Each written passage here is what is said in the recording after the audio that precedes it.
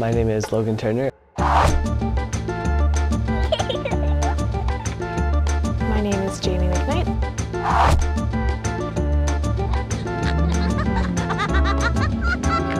I'm Jennifer. My name is Mira Daher. And I'm a G1 driver.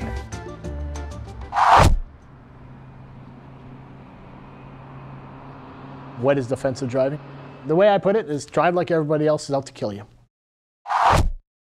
My job is to turn you from a new driver into a safe driver in that amount of time. What's wrong with that statement? My name is Jerry Picard. I'm the owner-operator of the DrivingSchool.ca.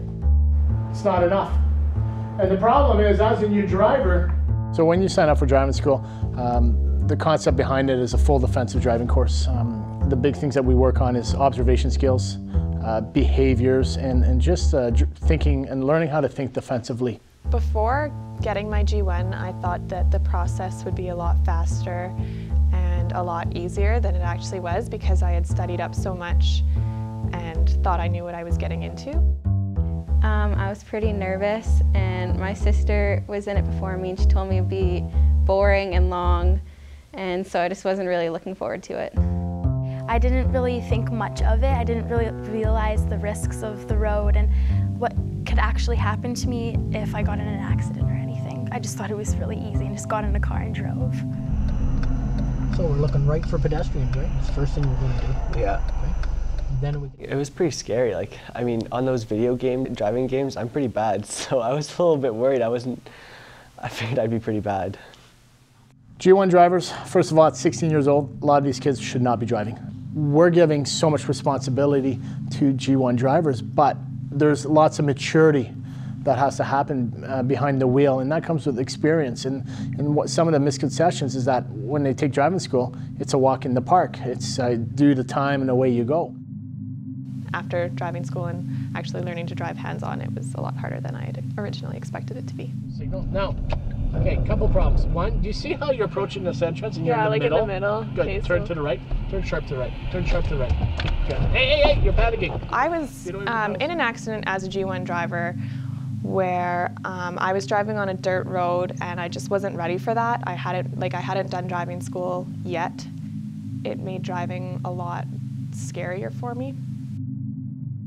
You scared me.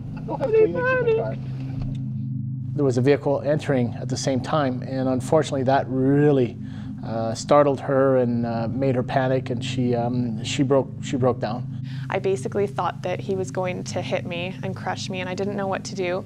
Anything out of the ordinary, for any driver, anything out of the ordinary, it's overwhelming. It was just like a really traumatic experience because in that moment I honestly thought that I was going to die. No, you know what? If anything, this is where you want to have a panic attack, true? It was just kind of like a wake-up call of being like, wow, this is a really hard challenge. In my car, driver training or not driver training, I don't move my car until everybody has their seatbelt on. Not because I'm Jerry, the driving instructor. It's because I understand the consequences. Something about the laws of physics, you know, momentum, inertia. My gosh, you get in a crash. But main focus is attitude. Working on their way of thinking. At the beginning, I thought it would be really easy, and I didn't really think about all the different responsibilities and dangers. There's so much responsibility when you're driving, and there's so much that can go on. After all the stories that I've heard and all the people that have died from car accidents that could have been prevented, it just wakes me up and I just realize that I need to be that better driver and not make those mistakes. Driving, for me, before my education was it was a right. I was really excited to, be able to get my license, be able to drive around and stuff like that. Driving's not really a right, but more of a responsibility. Now, after especially the in-class lessons and the in-car, I realize how dangerous and hard it can be. What do you think is the worst thing that could happen to you if you are behind the wheel of a vehicle? He was just telling me about a bunch of stories that happened to a bunch of students or a bunch of families, like drunk driving accidents, and how they can happen at any time. I have two kids. I have an 8-year-old and a 10-year-old. They mean the world to me. This is what I think is the worst thing that could happen. Let's say I'm driving along, I'm not paying attention, whatever. Texting, maybe reading my papers, doing my toenails while I'm driving. Anything that takes your attention away from driving is a distraction. So it's discipline. It's discipline. I go through a stop sign, I go through a red light, or something happens, and I get in a car crash. One of my kids get killed, the other kid becomes a vegetable. You can't function at a higher level than a 2 or 3 year old. And like anything, eventually it's going to bite somebody in the butt.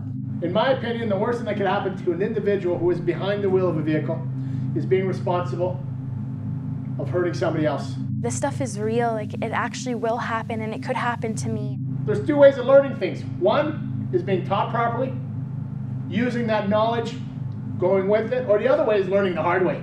Learn the hard way. That's a good way to learn it. Kill a couple of people. It's a good way to figure it out. Until something happens to you, then you don't realize how driving needs to be safe and how hard it is.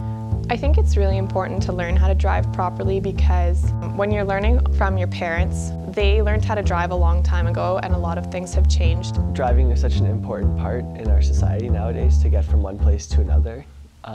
So making sure that I'm a good, safe, responsible driver is very important. Before I came to driving school, I did not know anything, and this really, it's helped me a lot. You don't want to be a bad driver, you want to be a safe driver, and driving school definitely teaches you that a lot better than learning on your own. Schooling, people just aim for 50%, you know. If they aim for 50% when it comes to learning to drive, the consequences are great. If you're driving and you hit somebody and you hurt them, morally, you got to deal with that. Learning to drive properly, you should never have to be put in that situation. Learning the rules of the road, respecting the road conditions, and so on. So if you learn how to drive safely and you understand it, you should have no problems. But if you don't, eventually it'll bite you in the butt.